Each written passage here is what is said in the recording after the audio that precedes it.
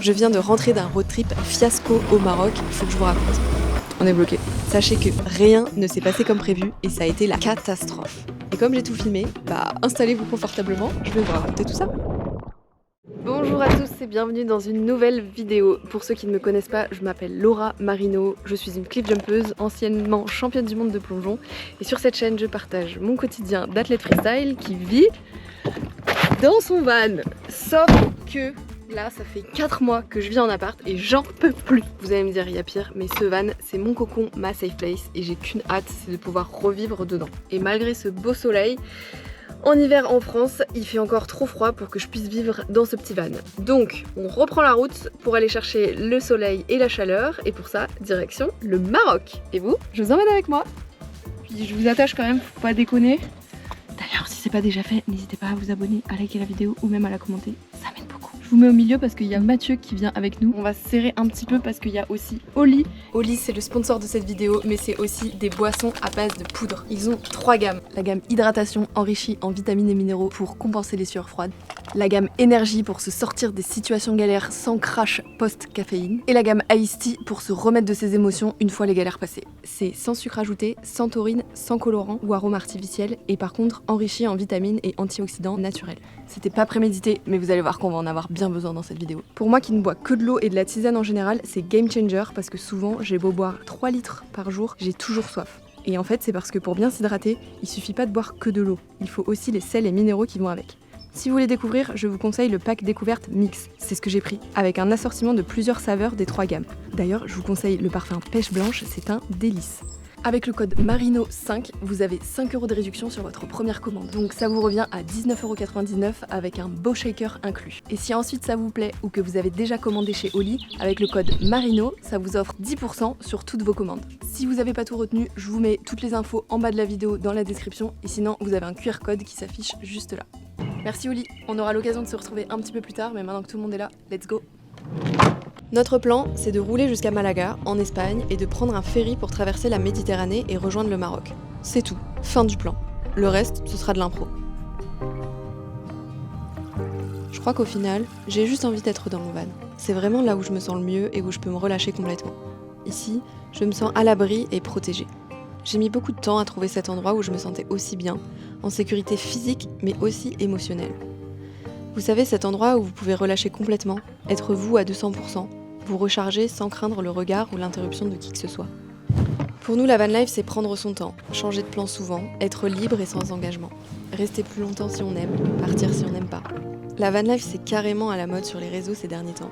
Peut-être car c'est une vie simple, où on replace la nature au centre, et où chaque action du quotidien se mérite, comme se laver par exemple. D'ailleurs, ça n'a pas été facile de l'aménager parce que j'y connaissais vraiment rien. Mais pour guérir de ma dépression, j'ai compris que je devais vivre mes rêves et être moi-même, sans prendre en compte la vie des autres. Et cette chaîne YouTube, elle m'aide à rendre tout ça réel et à respecter cet engagement. Et vivre en van, c'est ma vie de rêve. Alors, let's go! Le temps s'est déjà réchauffé et on se sent déjà loin de la maison. On arrive tranquillement à Malaga, et les choses vont déjà commencer à se corser. Ah, tu vois, mon passeport il est là. Et ton passeport? Dans mon sac. Ok.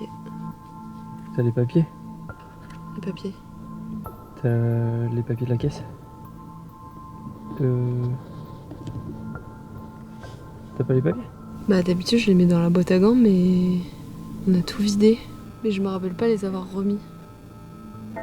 Attends, s'ils y sont, c'est là.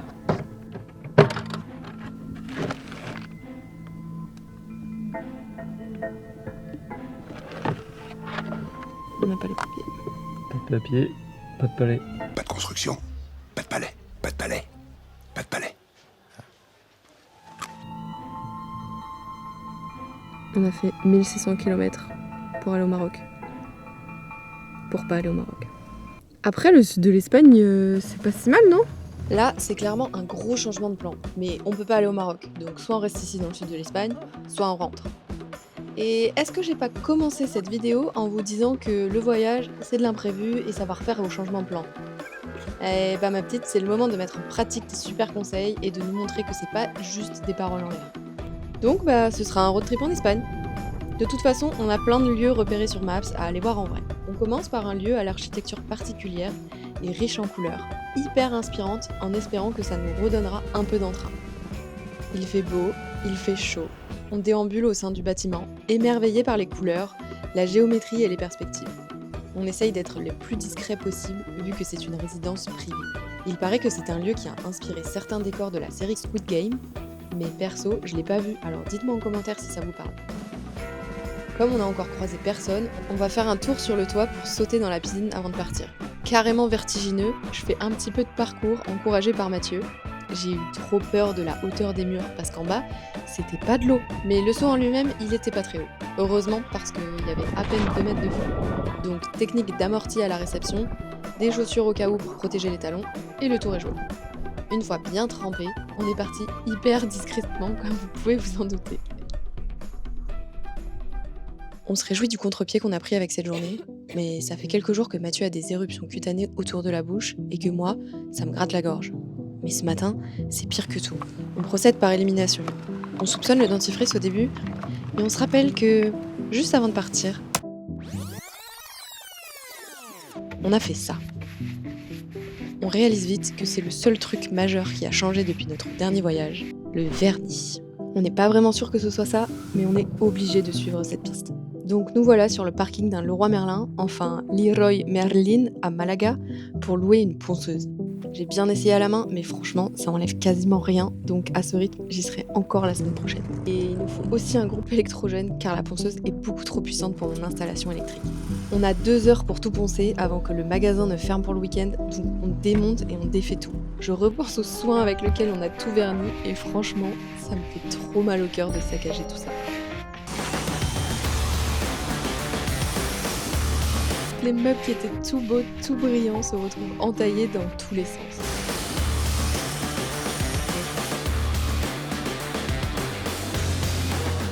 Mais le pire, c'est qu'on n'a aucune garantie que ça règle nos problèmes d'allergie.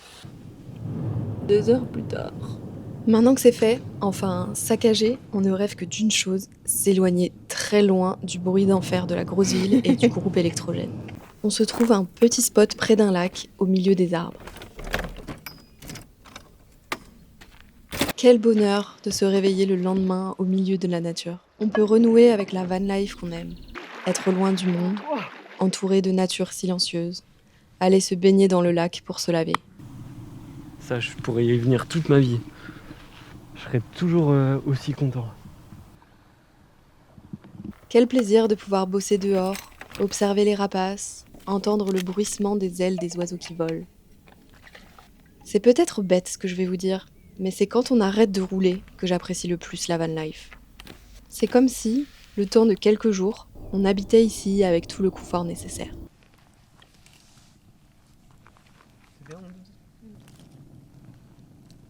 Enfin, tout le confort. Le lac où on va tous les jours est quand même à moins de 10 degrés et à 40 minutes de marche. Donc au bout d'un moment, on se sent pousser des ailes et on se dit qu'on serait peut-être mieux si on était un petit peu plus près du lac. Vous connaissez la maladie du toujours plus ? On est clairement dans un excès de confiance après ces quelques jours au calme et on oublie carrément la règle numéro 1 en van life, la prudence. Là, on est en train de dégager tout ce côté-là. On a oublié la prudence et maintenant, on sait pas trop comment on va remonter. J'ai enlevé tout ce que je pouvais qui était lourd pour alléger le van. Franchement, plus moi, ça va faire une diff de 100 kg. On s'est dit que ça pouvait compter et on s'est lancé dans une mission de terrassement. Le chemin, il est hyper friable. Moi, j'ai repris confiance. Mais avoir la tête de Mathieu, je suis pas sûre que lui, il soit en confiance.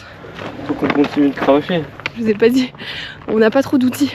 On a juste une petite pelle pour enterrer nos besoins. Heureusement qu'on a des ustensiles à caca qui sont performants. C'est sûr que tu peux parler de ta pelle à caca dans ton vlog. Bah c'est fait, déjà. D'accord. Bah voilà. Électrolyte d'hydratation. Ok, bah let's go. Oh, ça sent bon. En vrai, c'est bon. Je crois qu'on se rend pas trop compte de l'intensité de la pente et des trous creusés dans la route. Mais en tout cas, c'est un rappel qu'en van, on peut passer de la vie des bisounours où tout est trop bien, trop beau, à la grosse galère, en quelques secondes à peine. On est tout seul au milieu de nulle part, et si on n'arrive pas à remonter, il va falloir qu'on aille chercher de l'aide. On sait pas trop où, on sait pas trop comment, Bref, ça peut vite dégénérer en méga grosse galère. Mais plutôt que de paniquer, on essaie de réfléchir et on se dit que ces trous sont pas si gros et qu'on peut peut-être les reboucher à la main. Terrasser un peu l'ensemble pour que ce soit moins chaotique et qu'on puisse remonter quoi. J'ai pas trouvé de meilleure technique pour tasser. On se ravitaille et on va tester. Mathieu vient de dire. Par contre là, si on n'arrive pas à monter, on est dans la merde. Allez Joyunette. C'est Mathieu qui conduit. Moi je me suis lestée pour délester le van. Allez Mathieu, check nous. Ouais c'est vraiment, ça passe ou ça casse.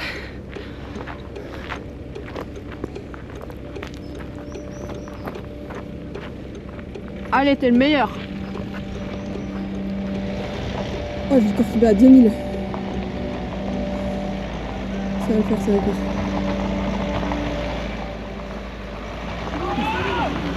Yes! Allez, continue.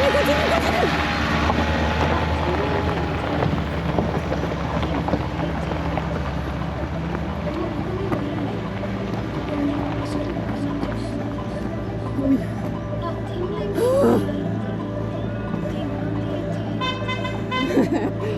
Oui. Ah yes. Bon, bah si vous avez besoin de terrasseurs de compète, vous savez à qui demander. On pourra pas faire Escape 2, on va faire les terrasseurs de l'extrême.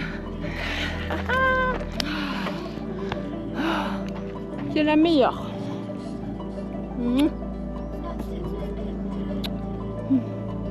Maintenant il nous reste à aller chercher tous les lestes qu'on avait enlevés. Franchement on a enlevé bien 100 kilos je pense. Même 120, moi incluse.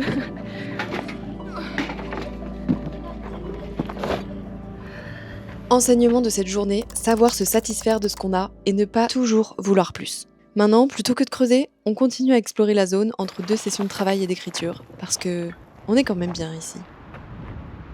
Mais c'était sans compter une grosse dépression qui arrive de l'Atlantique et qui semble stagner pour les 2 prochaines semaines, exactement à l'endroit où on est. Ce voyage est un fiasco.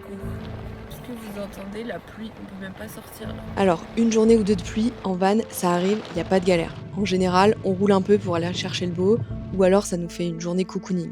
Mais là, ça fait 5 jours qu'il pleut, littéralement, partout en Espagne. Et la météo n'annonce que de la pluie partout pour encore toute la semaine à venir. Je ne sais pas si vous avez remarqué, mais dans mon van, la cuisine est à l'extérieur. La douche aussi quand c'est pas le lac, donc en gros, la journée on vit dehors. Et quand il pleut, bah tout devient compliqué, jusqu'à manger.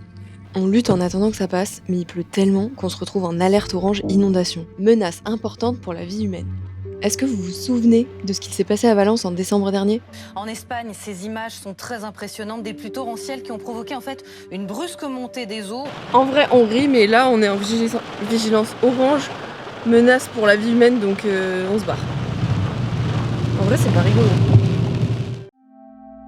On s'est embourbé. On est bloqué. On croirait qu'on fait exprès les galères, mais pas du tout. Ça m'est déjà arrivé une fois et on avait sorti le cric pour s'en sortir, donc on va essayer cette solution. Mais je ne me suis jamais servi de ce cric là, je sais même pas comment il marche. Genre il y a un truc qu'il faut mettre sous le bas de caisse. Ah bah il y a un mode d'emploi, magnifique. Il y a un truc qui empêche. Bah il nous manquait ça sur la liste en vrai. S'embourber. Juste un petit peu de... Cette vidéo, ça devrait être une pelle. Je me serais bien passé de ce moment, mais je suis en hypo là, et c'est pas le moment. Donc, meilleur moment pour Apple Alligator. J'espère que ça va marcher. Alors, pas l'énergie de récupérer, mais le cric et tout quoi. On y croit. De toute façon, si on n'est pas positif, c'est même pas la peine d'essayer donc. Comme ça ?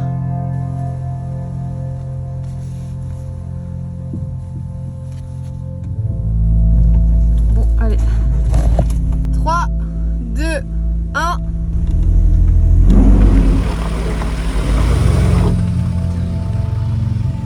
Bon, on est coincé. On a mis la porte d'un côté.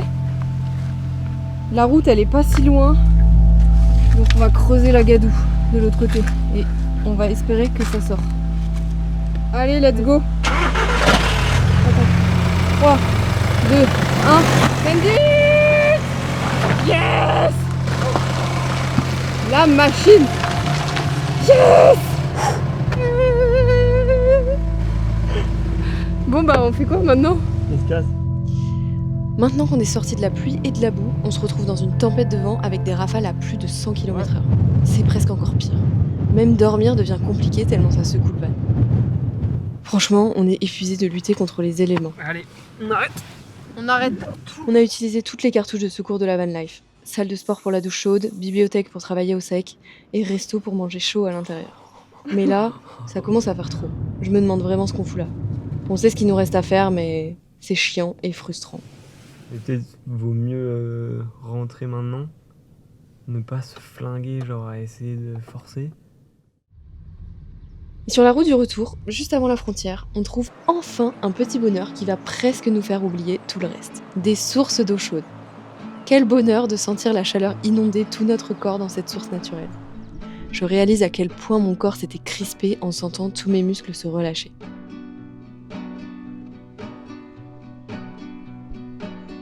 Pour les plus courageux, on peut alterner avec la rivière à température réelle qui doit être à 6-8 degrés pour savourer encore plus le retour au chaud. C'est trop dur. Et comme le positif attire le positif, qu'est-ce qu'on retrouve une fois de retour en France? Le soleil! Alors je profite de ce beau coucher de soleil sur la plage pour finir ce voyage et cette vidéo. J'espère qu'elle vous a plu, merci d'être resté jusque là, n'oubliez pas de me laisser un petit like en partant parce que ça m'aide beaucoup. Et surtout, merci à Oli d'avoir sponsorisé cette vidéo. Je vous rappelle que vous avez 5 € offerts sur votre première commande avec le code MARINO5 et moins 10% pour vos commandes suivantes avec Marino.